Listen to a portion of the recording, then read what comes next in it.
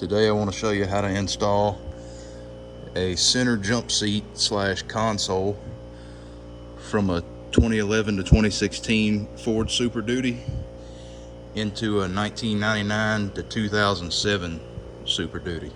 So the first thing you're going to need to do is remove all your front seats.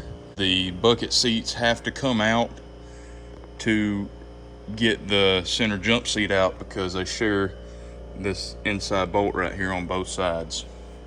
You're mainly going to find these bolts here. These are a T55 Torx head, and then you're also going to have a few 18mm nuts here and there where they have studs instead of the bolts. Alright, some important things you need to know before you start trying to install this 11 to 16 jump seat in your 99 to 07 while using your 99 to 07 bucket seats. On the passenger side of this thing, you're going to need to remove the plastic covers that run right here. There's one 5.5mm screw right here that holds it on, and then the rest of it is just push clips. So you pull it off and it'll rotate and come off away from this handle here. Once you get those off, you need to come down here on this frame, and from the factory you're going to have that lip extending all the way to the edge. What you need to do is you need to cut yourself a notch even with the back side of this bolt hole on both the front and the back lip. Cut or grind them down even with the bottom of that bracket. Otherwise you will not be able to bolt in your factory passenger seat. Once you've made those notches in the metal, you're also going to have to cut the plastic accordingly. Cut it so it matches up with those cuts. And then also on the driver's side, you're going to need to take this plastic piece off and also cut it even with the end of the frame. That's all you need to do on that side, is cut that plastic where it's even. All right, so you're going to get this jump seat in, and you're going to notice that the back two mounting points for the new one match up perfectly with the factory points for the old one. However, the front two are different. And what we're going to have to do here is we're going to have to create a place to bolt this down. So that's what I've already done here. So the first thing you want to do is just lay this here. Your stud's going to keep you aligned on this side, but on this side you're going to need to eyeball that bolt hole and make sure that you're lined up good. And then you're going to come up here with a paint marker or something of that nature, and you're going to make a mark on your carpet where these holes are. Once you get those marks made, you can pull this thing out and set it aside. All right, once you get your jump seat out the way, you're going to want to cut the carpet. You can just use a regular utility knife and cut yourself a little square out of there. Try not to take too much. And then the insulation or the padding that's up under this carpet's a little bit of a pain, especially when you go to drill a hole. If that stuff gets caught up in the drill bit, it's just going to wind it up. So pull as much of that out as you can. You're going to get some clumps of it, but kind of just get your square cleaned out there and get down to your floor pan. And obviously I've already done that side, and that's what I'm about to show you how to do. And then here's what it's going to look like when you get that carpet out of the way. All right, so what we're going to do here is we're going to install a rivet nut. And I'm going to show you what I use to avoid buying the expensive tool that you're supposed to have to install those. So this is what I have right here. This is a Dorman rivet nut tool. I got this at Advance Auto, and they had it on the shelf ready to go. That's going to come with one rivet nut, but obviously you're going to need two, so you're going to have to go ahead and buy this 6-pack. The size I'm using is M8 because that's the biggest one that they had on the shelf. If you can get a bigger one, go for it. Definitely cannot go wrong, especially if you're going to have someone frequently riding in that seat. You want it to be secure. I'm not saying that this is going to be sufficient for that. I'm just showing you how I did it. If you choose to do it that way and something happens, that's on you. I'm not gonna have anybody riding in this center jump seat, so I'm not worried about it at all. It's just gonna be strictly a center console for me. Yeah, you decide how you wanna go about that and if you trust these reduced size bolts, because this is the type of stuff we're looking at from the factory, okay? Next to what we're installing. It's quite a difference. But like I said, just for the purpose of having this for a center console, nobody's ever gonna ride in here, and we just want it secured, this is gonna work totally fine. So to get these installed for the M8, the drill bit size you're going to need is a 7/16, and it'll say it on the back of the package. If you get a different size, just check that, because it's going to be different. But for the M8, it's a 7/16. We got our carpet cut and the area cleaned out, and we're first going to start off with a pilot bit. Now you're drilling down right over top of the transmission tunnel. You're going to want to be careful. Once you break through the floor pan with the drill bit, you want to be careful, because you don't know what's down there. You could have a wiring harness there, or if you go really crazy, you could probably go through the case of the transmission, but you'd have to really try to do that. But anyhow, we're just going to be gentle with it when it breaks through, and we're going to go ahead and pop our pilot hole right here, and then we'll move up to the 7/16.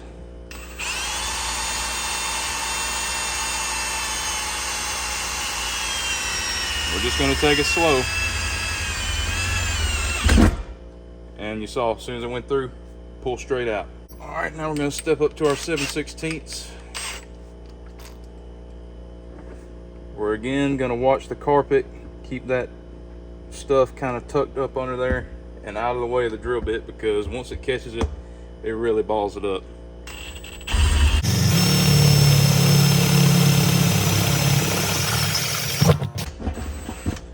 There it goes. This is your install tool. This is what saves you from having to go spend 50 to 100 bucks on a tool. Advanced Auto, this is Dorman. It's right there with the hardware stuff, and it was like $8.99 or $9.99 or something like that. Can't beat it. So what you're gonna have a bolt, and then you're gonna have a nut, but it's not actually a threaded nut, it's just a slip-on nut. And then your rivet is going to screw right onto that bolt, and your nut's going to be sandwiched between the head of the bolt and the rivet. You want to screw that all the way down until the threads of that bolt are flush or protruding a little bit from the bottom of that rivet, and then you're going to put it right down in the hole you just drilled. It should drop right in with no problem. Then you're going to need a 13 and 14 millimeter wrench. Ratchet wrench is pretty convenient. The 14 goes down onto that slip nut, and your 13 goes up here on the head of the bolt. Now you're going to hold that bottom wrench still. You're not going to move it, and then you're going to tighten that bolt while also keeping downward pressure on that rivet the best you can to make sure it's seated in the hole. It'll be a little bit tough at the beginning, and then it gets a little easier. Just take your time on this.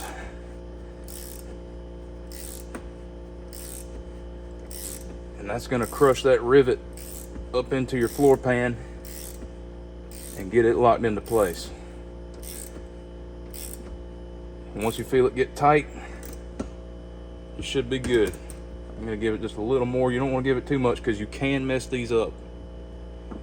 Alright, you can take your 14 off and take your 13 and just remove this bolt out of the rivet like you would any other bolt.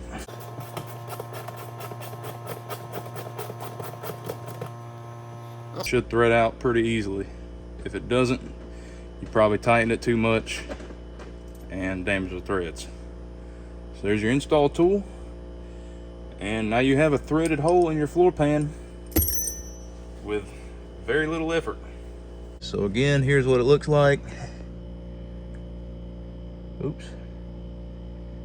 Got a threaded hole down in there. to accept an M8 bolt. As you can see, I think we probably went a little bit tight on these because it kind of busted through the rivet, and that's actually a little bit of the floor pan you're looking at right there, the edge of the hole we drilled.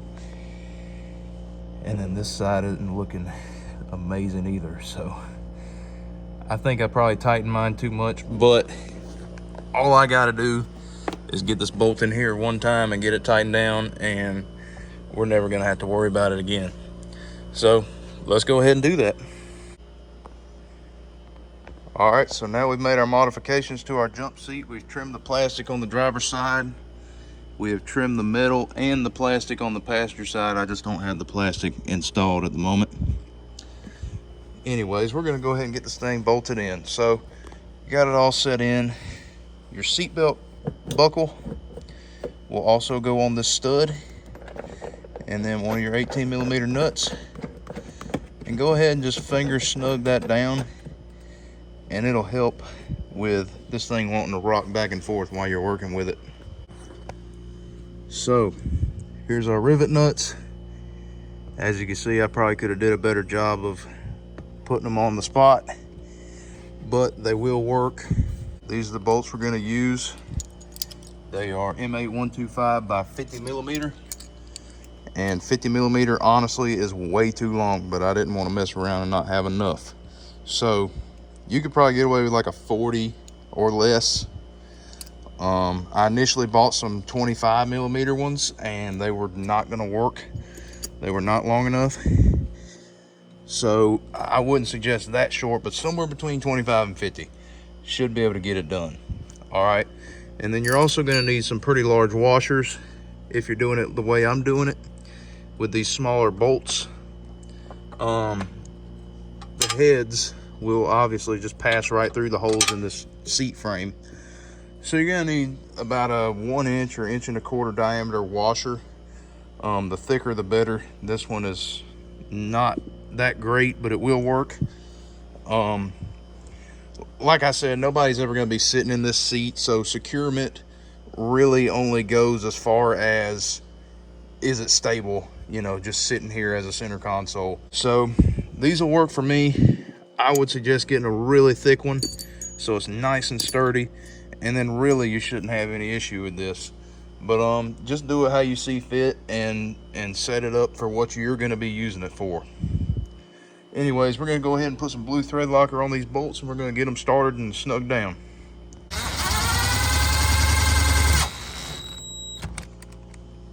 So I'm going to use a power tool to run them down, and then I will finish with a hand tightening with a ratchet, because we do not want to mess around and mess up these rivet nuts.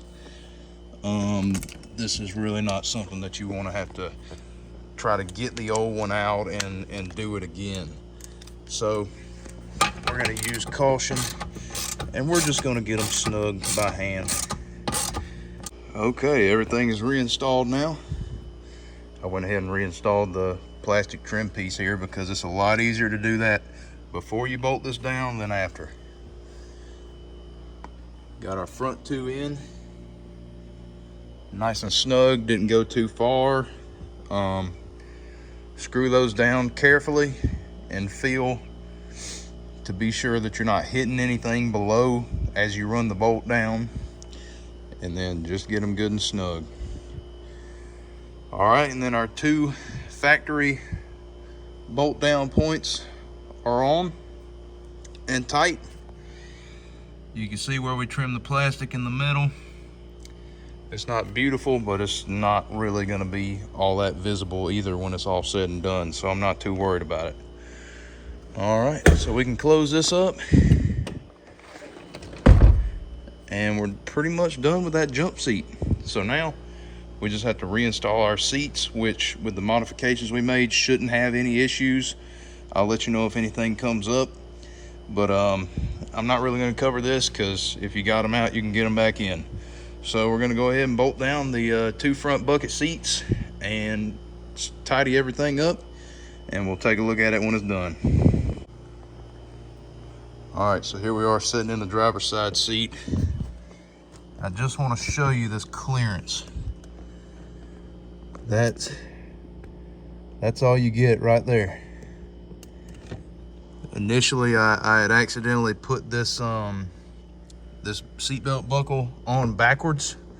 It was facing 180 degrees from where it was now, and the seat would not go in until I loosened that and spun it around.